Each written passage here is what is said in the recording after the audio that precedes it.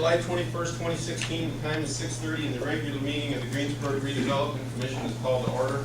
At this time, everyone please silence your electronic devices. If everybody would stand, we'll begin with the Pledge of Allegiance to the flag. I pledge allegiance to the flag of the United States of America and to the republic for which it stands, one nation, under God, indivisible, with liberty and justice for all.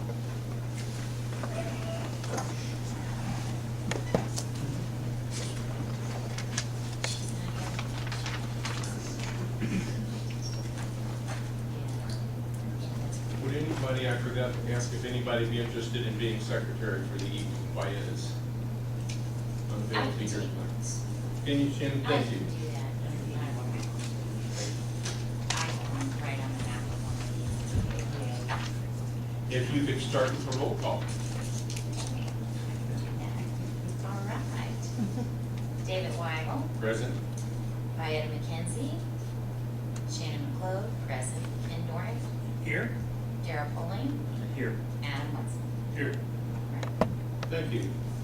Next item is approval of minutes of the June 16th, 2016 meeting. Hope everybody's had a chance to review them. Are there any corrections to the minutes?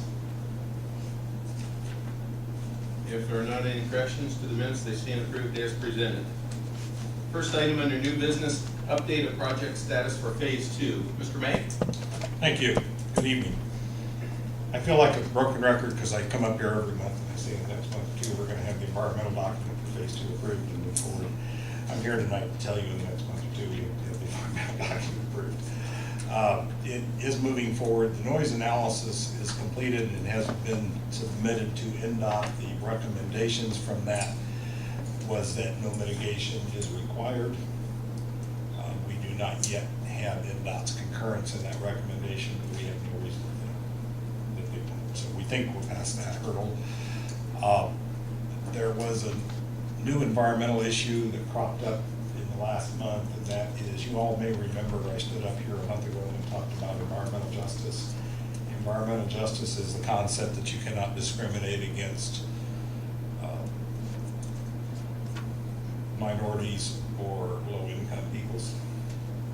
For some reason, NDOT and/or Federal Highway Administration has become concerned about the roadway dividing the Edgewater apartment complex and the Point apartment complex. So we have to address that. Our consultant has reached out to NDOT seemed to think that we needed to have a meeting of the tenants. Our consultant's trying to get NDOT to believe that if we get management of the two organizations to say that there is no interaction, no involvement, they don't do joint ventures, I suspect that the northern complex that has the lakes doesn't encourage the southern complex to come up there and use those lakes, and there's no real interference. We have, I'm told by our consultant, received communication from Edgewater Apartments generally to that effect. I believe the management from Lake Point is not as cooperative as we might like them to be. So the consultant's working with it and trying to get it resolved. We are still on schedule, but 2 or 3 months ago we thought we had a little bit of slack in that schedule, and that slack has pretty much evaporated, and now we need to stay on schedule in order to get to our early 2018 letting date. So we're striving to do that. I had a conversation with Patrick this evening before the meeting, and he expressed the same commitment to stay on schedule. So we're moving forward, not as fast as we like, and we'll see where we go. We met with another property owner and discussed their situation, heard their concerns, and relate to our design consultant. After we get our environmental document approved and we start to detail things out, we'll address their concerns and see how, if at all, we can accommodate those. So those kinds of things are occurring. Questions? Where does it stand with public hearing? Public hearing, we have not made a final determination, but the feeling at the moment is, due to the level of involvement with the public information meeting, that we will be better served by offering the hearing opportunity but not actually scheduling it. By offering it, if we only have none or one or two requests for the hearing, we can meet with those people individually and not hold the hearing. If we have a large groundswell of requests, then we will have to hold the hearing. But it's not that, obviously, we intend to keep anything from the public, it's that we're trying to find the most efficient way, time-wise, to get through the process. And we think this will be the most efficient way, based on what we know at the moment. Ron, correct me if I'm wrong, I thought that we had paid to have a weed barrier put down on some of those areas out there. I have not researched this, Kim, but I agree with you. I think we did have a weed barrier, and there is a fabric under, specifically the monument I think you're talking about. Yes. There is a fabric under that rock or that stone. Whether that material is a proper weed barrier or not, I cannot tell you, so that needs some further research, and we need to figure out, A, what we paid for, and B, what we got. Because our thinking, and this was discussed a year ago, and our motivation was, we know we don't do as good a job with maintenance of landscaping as what we might all like. So we were trying to devise a method to minimize the need for maintenance. That's why we wanted that. And it could, you know, there were weeds out there, not this last time. And right now it looks very nice. Mark's And working it could be spraying on coming that. up between seams or maybe trail, I don't know. I wished I could think that was correct, but I don't. But I know at home it's between seams. Yeah, yeah. I'm giving the benefit of the doubt. Yeah. Mark has a list of material though, correct? He kept a list, the material, everything that was used out there, checked it all for us. I hesitate a little bit only because the weed barrier concept got stuck in at the last minute. I don't know for sure. I don't want to put words in Mark's mouth, but we can follow back on that and see. I think we need to have a conversation with their contractor, see what they thought was required and what they did, and if it was what weed barriers sometimes work pretty well and sometimes don't. One of the things you have to be careful about, you put the stone on top, you can have a lot of dirt in that stone, a lot of fines. It'll settle down and stuff will germinate in it. I don't think that's what happened here, but we'll work with that some more, Ken, or where that situation is. Ron, back to the public hearing or lack of a public hearing, how will the residents be notified that they can have a meeting with you or with the board, or how is that taking place? The residents of the apartment complex is what you're asking. We were talking about the public hearing. In general, In general. there will be a legal notice published That's offering the opportunity for the hearing. That's a requirement of the NEPA process. The notice will say the city's working on this project and we're inviting public input. I'm paraphrasing.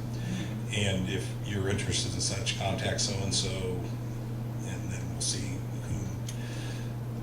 what contacts we get and figure out if we need to actually hold the hearing or we can just deal with anyone that has questions. okay. Understood. Thank you. Thank you, Ron. Thank you. Thank you. Item 2, marketing of Veterans Way. Marc Copon. After our June meeting of this city TIF board, I was able to reach out and get in touch with two gentlemen from American Structurepoint also, and they're experts in marketing to retail and commercial clients that they may have that are associated with developments that they may have done. They help provide this piece of information, Veterans Way Master Plan. I hope you've had a chance to look at our website, the EDC website. It's on that website. It's prominent on there. And that is also linked to the state's website. People looking for possible development opportunities in the state will see that on our state website. Just curious, have y'all had a chance to see that? Okay.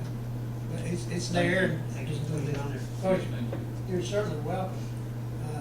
Promised you that we would, and we have. The two marketing officials that I'd like to introduce you tonight are here with us, and they'll talk to you about, more about, in detail, about how Veterans Way can be marketed successfully. Thank you. Hi, my name's Sean Kofer. As Marc mentioned, I'm with American Structurepoint. For those of you who don't maybe know everything that we do at Structurepoint, Ron's well aware that we do a lot of road work. Of course, we do Veterans Way, and that's where most people see us as, is roadway transportation engineers. That's not my job at all. I stay away from the roads. So my job, I run our entire private sector development group.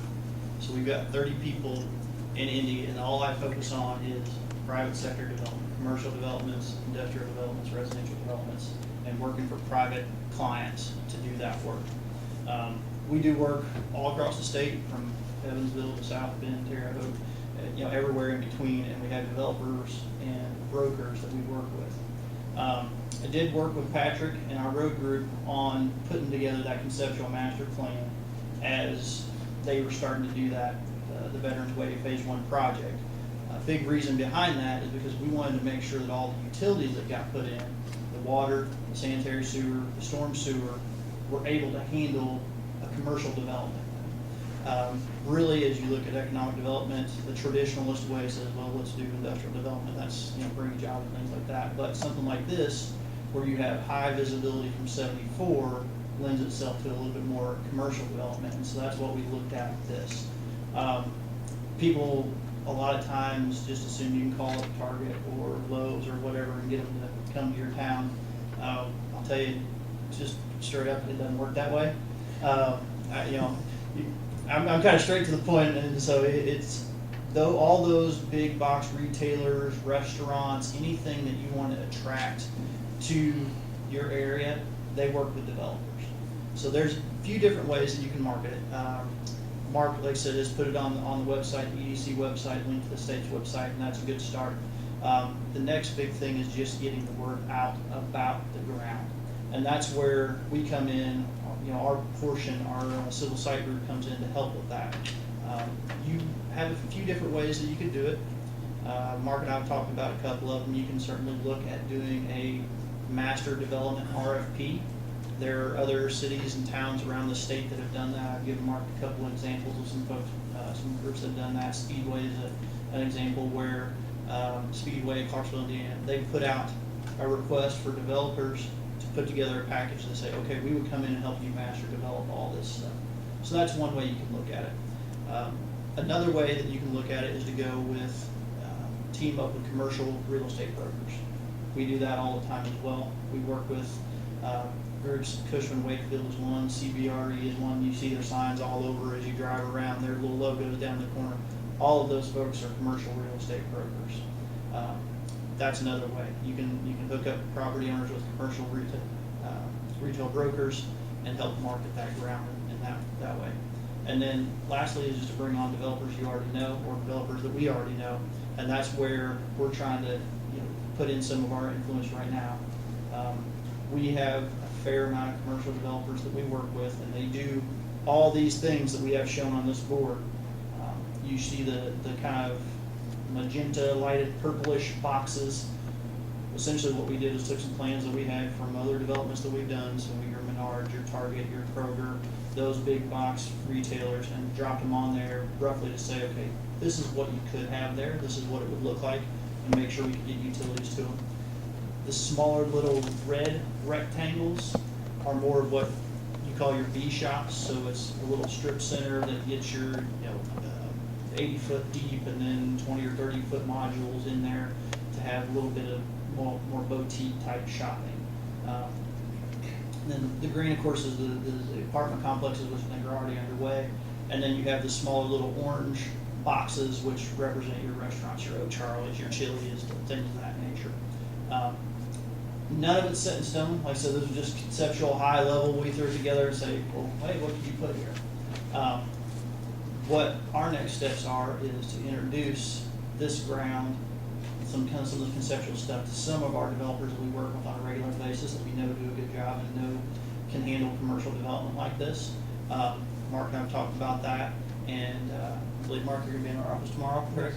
So we have a number of our developer friends that are gonna be in our office tomorrow as well for an event, so Mark's gonna be up, we're gonna try to introduce him to some of those folks, so we can start having those discussions and see who might want to bite and have some interest to come down here and start doing some stuff down here. So that's everything I know, can talk about that. I'll take any questions you might have. Anything you want to ask about, talk about, utilities, the way it's laid out, anything like that, I'll be happy to answer. So there's a lot of different configurations we can do if it was, a lot of different restaurants or Oh, whatever it may be. Absolutely. The reason, and I'll tell you, the reason why we laid it out this way is essentially to make sure we could get utilities to things, make sure we had stuff deep enough. We put the big boxes in the back, because more than likely that's where they want to be. They want to be seen from the interstate. And what you have to be able to do is run your service lines to those, sanitary sewer being key. And so we put those as far back as possible, and to make sure we got sanitary sewer deep enough to service those. And then like I said, the restaurants, those are usually pretty short runs from the road, so you can lay those out anywhere you wanted to, and all the utilities are deep enough to make sure it all works. Same thing with storm sewers, your darker purple things there. I will say that's the one thing you really kind of need to keep where it is. We've already got one pond started there that we took some fill dirt for Veterans Way, kind of in the middle that needs to be there, and then the other one's down by the floodplain. Those are your low spots. That's where you want your drainage, and you're already digging for that, and you're already putting in the storm sewer infrastructure for that. So other than that, nothing is really set. We threw a couple boxes in there for potential office buildings. That may or may not be the case. We know you need more rooftops, honestly. You need more people down here to fill some of the jobs you have with the very low unemployment rate you have, which is essentially nil. Maybe that becomes more apartment complexes, or who knows what that is. But you do have the makings of things that are starting to be good for developers, because you've got the apartment complex there. Those B shops are perfect to be here for apartment complex. People can walk over to them, get whatever they want. That's what those developers like to see. So it's got the makings, and once phase two, if you ever get through the environmental hurdles, gets to where it needs to go, it's even better access. So, Is there a plan that lays out how the utilities would run? That way, if a developer was interested in the cost of running it, or if there was something on the other side that said how much, because we've stubbed it all, but how much would it take to get there? well, so I'll just say you don't want to put yourself too far out there. So you have all your mainline infrastructure in at the roads, and where the cul-de-sacs is stubbed off. My developer friends heard me saying this, they'd be mad at me, but you want them to run their own laterals. You want to run the mains, get them stubbed to them, everything else is there on their dime. I mean, I'm sure there's incentives and things like that could be worked out, but for the most part, when you have all the main lines and rough infrastructure, you're shovel ready essentially from, all they gotta do is put together a plan and, grading, drainage, get Ron to bless it, and they're shovel ready. So the infrastructure is in place, and that's the key thing. You've got that already. Sean, first of all, thank you for both you guys coming down and doing this for us, because I think it's helpful and informative. The only thought came to mind, how are you folks compensated? Through the developers? So the way, as far as making introductions, You don't do this just because you don't want to be in Greensburg. well, I tell you, the making introductions, that's just a selfish reason for me as anything. So that was all part of, when we were doing Veterans Way, our owner, Rick Connor, I know he said, we do this. He wanted everybody to know that we do this as well. So the making introductions, that's part of our services. That's Luke's hat, that's my hat, because that's BD for us. Because if we bring one of these projects to a developer and they want to do it, that project's mine. That's how I get compensated. If it's not, he and I have issues. But when they go to do something like that, they should, if we're bringing in the deal, they come to us to do the civil site work. Architecture and stuff like that's all usually completely separate, because those are, with the retailers, they have their own national architects, that's a cookie cutter. But what I'm interested in is getting the site development part of it. So that's really how we're compensated on that. Okay. Now, there are other ways that this could be looked at if you did want to do an overall really big planning study and look at the economics of it and what it really looks like. We have a planning group that could do that could be separate. But you know, that's up to you. I'll introduce Mark to all those folks tomorrow too, so they can talk about that stuff, if that's the route you wanna take.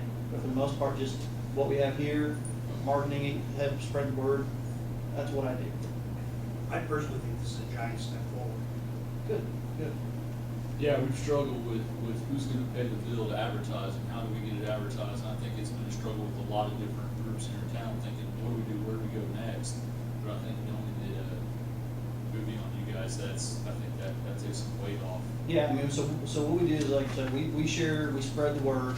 You know, I'm talking to the people I know. You know, there's plenty of people out there that I don't know, but that's where it's good that it's on your website, and that's where that commercial real estate broker piece might come in, because what they do, and what we usually do with them is they will get with the property owner, whoever it may be, if you have a bigger piece, they will take it and they will put together a full-blown marketing package, usually with our help. We'll give them some of the due diligence, we'll show them what we had laid out, and they will put together a full-blown marketing package and then put it out there really on MLS, all the realtor listings, all those things, and their compensation, of course, comes from the sale. So that's another route and avenue, and I've shared some of our commercial broker contacts with Marc as well, that might be good for that if you have bigger tracks that you want to get out there. So. Thank you. Thank you very much. Thank you, Sean. Next item on our agenda is a request from Greensburg Schools to possibly contribute some TIF revenues to the school system. We received a letter from Mr. Hunter, the superintendent. Tom, I wondered if you might be able to come up and just enlighten us a little bit with some of the points you made under point number 1 about some of the different programs. If you could give us a little information about what that does for the students, what that does for the community. Sure. Again, my name's Tom Hunter. I'm superintendent of Greensburg Schools, and other communities around us are kind of in the same, I think, situation we are with the TIF district. We understand the importance of the TIFs in a community like Greensburg to bring development to our community, but with the tax caps that we have in the circuit breaker, it's put some constraints on us, especially in our capital projects area. Last year we lost about $260,000 out of our capital projects due to the tax caps. And what my concerns were is that as our technology needs grow in our system, especially with us being one-to-one, with all of our students being connected with the computer at all of our grade levels, and then the infrastructure that's necessary from the school district and the other technology needs from the district, we spend, and I think all of you probably received the handout I gave. As you can see, we spend close to $650,000 a year just towards technology in our system. Those monies come directly out of our capital projects. We also have monies that come out of our general fund to pay for personnel. So we get about $1.9 million before the circuit breaker. So really we're looking at about $1.65, $1.7 million, with about $700,000 of that coming to use with our technology. So if we could recoup some of the monies that go to the TIF, and again, I know there are great purposes for those monies, or we wouldn't have it, and we don't want to impede upon the growth of Greensburg and potentially the growth in AV that's going to help all of Greensburg, not just the schools, but the city of Greensburg and our citizenry as well, by keeping our taxes as low as possible. But keeping those taxes low with the tax caps we have now is really putting stress on us. 5-10 years ago, especially 10 years ago, we were spending about $300,000 a year on technology.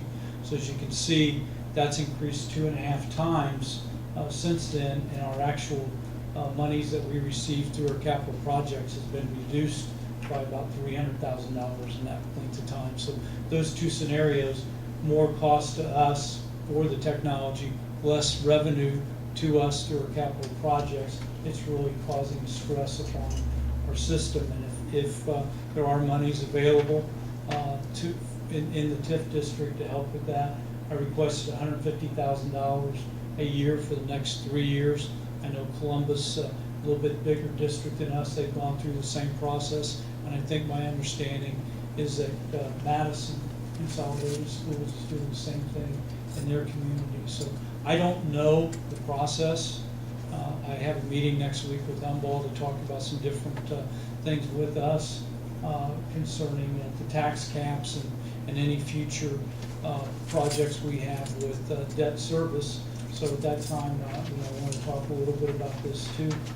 I don't know who is the person that works with you through the TIF process, and I don't have any recommendations on how you go about giving us the money if you have a desire to do that. But I thought the first step was put it out there in form of a request, let you know that the monies are not for some new venture on the part of Greensburg Schools. It's really just to try to help us maintain what we're doing now technology-wise for our kids. Could you explain just a little bit about the higher advanced manufacturing program? Yeah, if you know, last year, this is our second year, we have a vocational program at our high school, and the higher technology program that we instituted is one that we put in place because it provides the needs that industry, local industry, helped us identify here in the community. If you remember, we did a needs assessment with them. They helped us design the program. This higher advanced manufacturing curriculum is one that they feel helps make students work ready once they go through the program in our high school. We are actually instituting phase 2 of that this year. We had higher curriculum 1 last year. This year we're going to have higher curriculum 2, so take it even to a second level. And again, that's what local industry said that they need. And that program's very expensive. Our building project, the $2 million project that we did last year, it helped provide the equipment and much of the training that the instructors received. But it is going to be an ongoing expense. It's not one of those things that once you build it, that's the only expense you have. There is maintenance. But, we use our capital projects again for that and general fund monies for that. And we feel that, if costs didn't continue to rise, we'd probably be okay. We also are very dependent upon enrollment. If our enrollment goes down, the amount of monies that we bring in our general fund go down. And our enrollment, fortunately, hasn't varied too much the last 5 years, but it definitely isn't going up either. It's slightly gone down in the last 2 years, but nothing to dramatically impact us. So I'm just trying to protect ourselves and protect the community, because I think when we look at economic development and bringing new people into our community, bringing new businesses into our community, one of the keys to that is having an outstanding educational program. And when you look at our high school, we offer 33 dual college credits, 10 AP classes at our high school, and then our new vocational program, which there isn't another school our size in the state that offers that. So, we think we have a lot to offer. Again, like most things though, those things cost money. So I'm just asking the city if it's possible for a little help in that area. Question about the internship programs. What different local industries have internships? GCOM does Mesco, Mesco, which is now located over off Wilder Street here on Randall Street, the old Randall building. Skill Technologies, we do have some in agriculture this year for the first time. We also have one student who's doing an internship with local contractors. We also have a student in Honda, and we have students at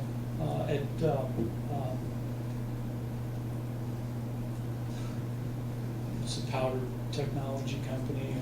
Hitachi, excuse me, I'm sorry about that, but at Hitachi. So we really have about 15 students out there doing internships next year in our community. And that doesn't sound like much. There's no other school district in the state that has any more than 15 kids doing internships in their community. As a matter of fact, the district that was touted last year at the Connexus conference had one student doing an internship. At the same time we're sitting there, we had 12 last year. And this year, I think we have 15 that are set up to do that. I think it's really important, the work base, obviously, is really important, and I think I heard this from a teacher, I don't know if it's exactly right, but one of the students last year that had the internship actually landed a job, like $18.80 an hour starting out, and their college was paid for by one of the factories from going through the internship. We actually had 3 students last Three, year. okay. We also have a new program that kind of incorporates all of our academics and our vocational, where students now can finish after 4 years with 1 full year of college under their belt before they actually enroll into college. So they will actually go into college as a sophomore. So we had 6 students this year who did that this year for school program. So it's very important for us to be competitive as a community, to have, I think, an outstanding educational program. And quite honestly, I think we can show that we have that. And we're going to do everything we can to promote that. And it does cost us money, though, and I ask for your help. If I may, I'm sorry, go ahead. Right in. My background is retail and manufacturing, both, so I see both sides of that picture, and I think it's great. Technology is also a big tech in that. So I think that's a vital part of the kids' education, because that's where it is. You mentioned local industry a number of times, and don't misunderstand what I'm saying, it's just so I get it straight in my head. Is local industry contributing to the school system financially? I'm thinking to help support some of this. Right now, currently, GCOM is. They have a couple of different programs that they share with us, some monies that go towards those programs. Also, we've had some help with some grant writing when we're putting the vocational system together, what connects us, and Project Lead the Way. We're part of ECHO 15, Project Lead the Way, and they paid for helping set up some of the training that our teachers received. Some of the other schools around, they got their whole programs paid for, but we were kind of a step ahead. We already had the programs in place, and they helped us with with some of the training that our teachers have received over the last few years. That program has pretty much played its course. Financially, they don't have a whole lot of backing anymore. And I think, as far as local industry, they're very, very supportive, and we hope that what they have contributed in the past will continue, and that will grow. And I'll echo what you all said too. I think I would be supportive of this if it's possible. I have a couple of things here. One, the legalities of it. Obviously, if Columbus, Madison, and other communities are using TIF monies to do this, then it must be legit. I did see an email you sent to our city attorney, and I guess That would be a good time to address that.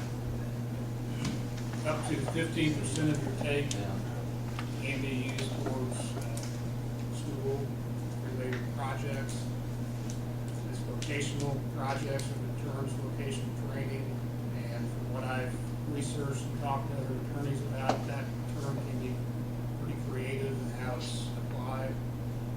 There's certainly no doubt that computers would be part of that, acceptable as a distribution by TIF, and as a legal distribution. So as far as the computers go, I certainly have no doubt there may be other things out there that can be talked about as well that would fit into that category.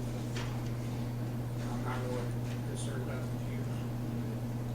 And I guess walking through it, depending upon what you guys do, there are probably written resolutions that we want to do just to document the project's connection to the TIF area and the benefit that you see being applied to make that distribution. And then beyond that, you probably have to all work together in house. And then secondly, protocol, the way to go about this, and Ken being involved in TIF for so many years, you have, I believe, wouldn't this have to be put on a project list and then a public hearing before we can actually act on it? I believe it has to.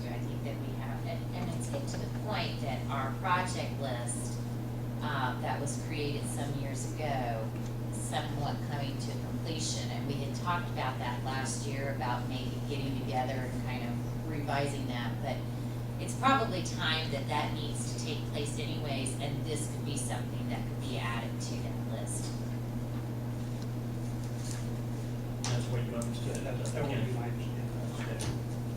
It sounds like, Tom, that's what the process is, put the list together, then it goes to a public hearing. I believe it goes to council. Yeah. There's a City couple council. different, yeah, they have to get it right. Right, so we need to figure out what that process is. We probably ought to also talk with,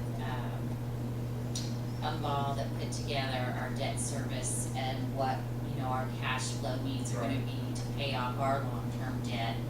But I recall that during that process, I was kind of actively involved with that. I knew that we were going to have, even if we were to borrow the entire $9 million, which at this point in time, that kind of looks like that's gonna be higher than what we actually will need. But even if we were to borrow the full $9 million, there was still enough cash revenue stream to support projects. But that's where our project listing is important, that we kind of look at that and probably compare that to what was done with the comprehensive plan and meld this all together and weigh it all out. Yeah, I remember, now that you bring the numbers up, I remember that But, conversation. yeah, I think it was over like, $500,000 that we would still have access to after making loan payments and taking everything, so. Thank you, we appreciate it very much. Thank you, Tom. No Thank you problem. for coming. No problem. Any other comments about that then? I think there's a way, I know I'm no longer a voting member, and I know now I do sit on the school board, but in the event that there is a way that we can make this done, I think we all, from just conversation tonight, and I can't see Ken, so I'm sorry over there. He's nodding his head Yeah, north it and is. south. But I think that our schools are very important to this community and our long-term ability for economic development, being able to train people for the manufacturers and, create jobs and whatnot when they come in, so I think we need to take a hard look at it.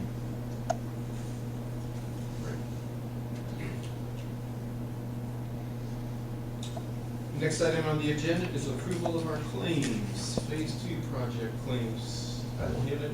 Ken, do you have any of the paper affidavits, is that it? Yeah, that's it. Okay. Yeah, right. Okay. We had paid Main Source Bank on their twice-a-year draw in January and July. We paid them a week ago their payment of $205,000 on principal and interest payment of $37,331.23. So the total payment we made last week was $242,331.23. And then we have a claim from ADJOURN and Associates, preparing the annual TIF report and assisted with annual reporting requirements. And I know we've got this bill in the past, but Umball's bill was for $8,560, $8,560. So I'd entertain a motion to approve those claims. I'll make a motion to pay our regular claims. Or that's phase 2 actually, correct? Phase 2 claims. Actually, I guess they're more regular claims, because the first one is the payment for what we borrowed on. The first one with Main Source would probably come from Fund 803, because that's right. Yeah. And then the 802 would be the regular, or the Umball would be 802. Okay. I make a motion to pay our regular claims. Is there a second? Second. Thank you, Ken. All those in favor, signify by saying aye. Aye. Those opposed? Motion carries 4-0. Looks like that pretty well concludes our agenda. Our next meeting date is Thursday, August 18th at 6:30. We may have an executive session before that. We'll let you know. Your motion to adjourn? So moved. Thank you, Darryl. Thank you, Adam. Meeting's adjourned. Thank you all.